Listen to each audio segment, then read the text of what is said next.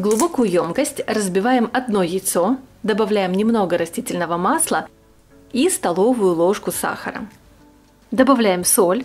Много сахара в тесто я не добавляю, так как мы будем использовать сахар еще для украшения. Выливаем полстакана кефира комнатной температуры и все хорошо перемешиваем при помощи венчика. Конечно, можно все сделать запросто и вилкой, тоже получится неплохо.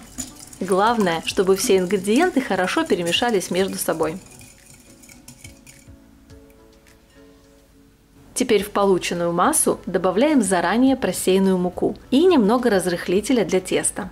Снова все хорошо перемешиваем, сначала венчиком, а когда венчиком замешивать будет уже неудобно, я использую вот такую вот силиконовую лопатку. Тесто замешивается очень легко и быстро. Не спешите добавлять муку или кефир. По мере замеса тесто станет более эластичным и однородным.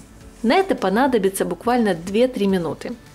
Как только замешивать в емкости будет уже неудобно, перекладываем тесто на поверхность. У меня это силиконовый коврик.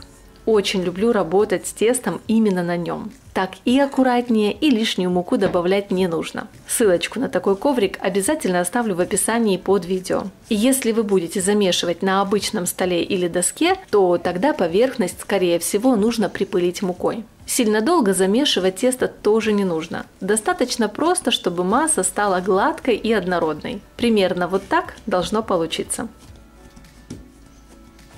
Теперь при помощи скалки раскатываем тесто в тонкий пласт. С этим тестом очень удобно работать. Ничего не пристает, оно довольно-таки эластичное и податливое. Нужно, чтобы в итоге получился пласт толщиной примерно 1 см. Сверху на раскатанное тесто высыпаем примерно 1 столовую ложку сахара. Равномерно распределяем ее по всей поверхности. Теперь с помощью скалки немного вдавливаем сахар в тесто, тем самым и распределяя его.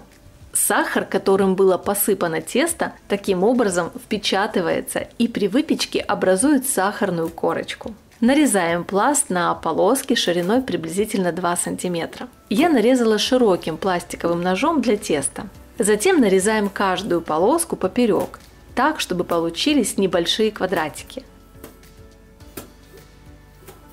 Противень застилаем пергаментом для выпечки.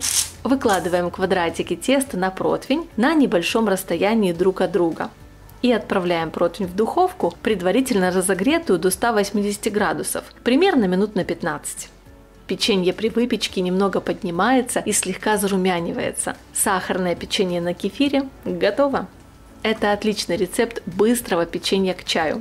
Нежное печенье на кефире готовится очень быстро и просто.